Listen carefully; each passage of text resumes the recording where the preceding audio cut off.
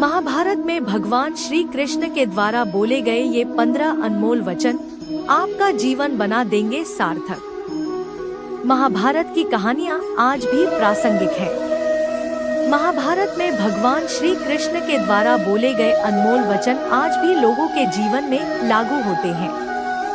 महाभारत को पंचम वेद कहा जाता है।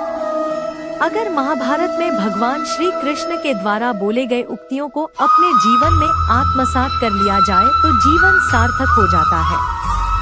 आज यहाँ हम जानेंगे भगवान श्री कृष्ण के ऐसे ही 15 अनमोल वचनों को। कर्म का फल व्यक्ति को उसी तरह ढूंढ लेता है जैसे कोई बछड़ा सैकड़ों गायों के बीच अपनी माँ को ढूंढ लेता है। आत्मा न जन्म लेती है, न मरती है, नेह इसे जलाया जा सकता है, ना ही इसे भिगोया जा सकता है। आत्मा अमर व अविनाशी है।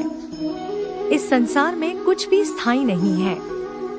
आत्मा शरीर को वैसे ही छोड़ देती है जैसे मनुष्य पुराने कपड़ों को उतार कर नए कपड़े धारण कर लेता है। मन शरीर का हिस्सा है। सुख दुख का एहसास करना आत्मा का नहीं, शरीर का काम है। मान अपमान, लाभ हानि, खुश होना, दुखी होना सब मन की शरारत है। जब यह संसार ही स्थायी नहीं है तो इस संसार की कोई वस्तु कैसे स्थायी हो सकती है। मैं सभी जीवों में विद्यमान हूँ। मैं चींटी में भी विद्यमान हूँ और हाथी में भी विद्यमान हूँ। सारे रिश्ते नश्वर हैं और केवल शरीर से जुड़े हुए हैं। जैसे ही व्यक्ति की मृत्यु हो जाती है, आत्मा शरीर को छोड़ देती है। आत्मा का शरीर से जुड़े रिश्तों से कोई नाता नहीं रह जाता है। मेरे भी कई जन्म हो चुके हैं, तुम्हारे भी कई जन्म हो चुके हैं। ना तो मेरा आखिरी जन्म है और ना यह तुम्हारा आखिरी जन्म है। वर्तमान परिस्थिति में जो तुम्हारा कर्तव्य है वही तुम्हारा धर्म है। धर्म व्यक्तिगत होता है। मैं किसी के भाग्य का निर्माण नहीं करता, ना ही किसी के कर्मफल में दखल देता हूँ। व्यक्ति या जीव का कर्म ही उसके भाग्य का निर्माता होता है।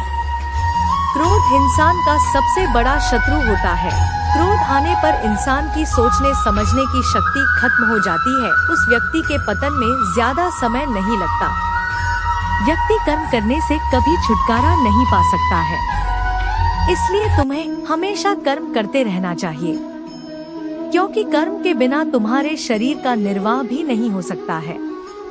परिवर्तन ही संसार में स्थायी है, इसलिए परिवर्तन से नहीं घबराना चाहिए।